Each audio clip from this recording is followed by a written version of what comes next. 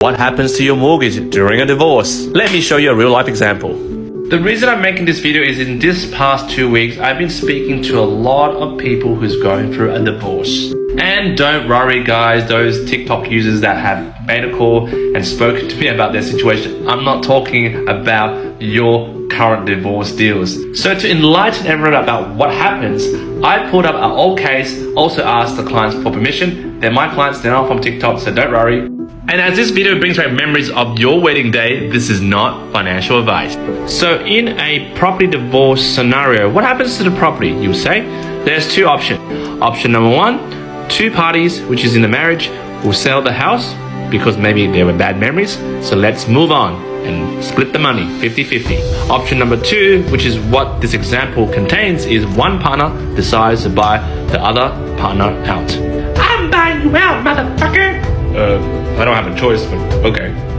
Going to the loan structuring of this deal, again, this was about a year ago when interest rates were about 2.19%. So my clients have been with me for about 3 or 4 years. So they decided to get a divorce about somewhere a year ago. They live in South Australia, Golden Grove. Their property is worth $800,000. Their current home loan is only $250,000. Now, in terms of this restructuring, they agreed that the husband gets a payout of $250,000 and the female client wants to put out $90,000 to do a bit of renovation on the house. So step one, to establish the premise, they both own $250K with CBA, their current bank, before. Step two, Mrs. goes, I want the house. Her ex was like, yeah, well give me $250K, batch. And step three, the Mrs. called me, the broker. So I work with her divorce lawyer, who probably gets paid 10 times more than me. The loan is split in 3 structures. The OG loan, which is a $250K with CBA, we're going to refinance that.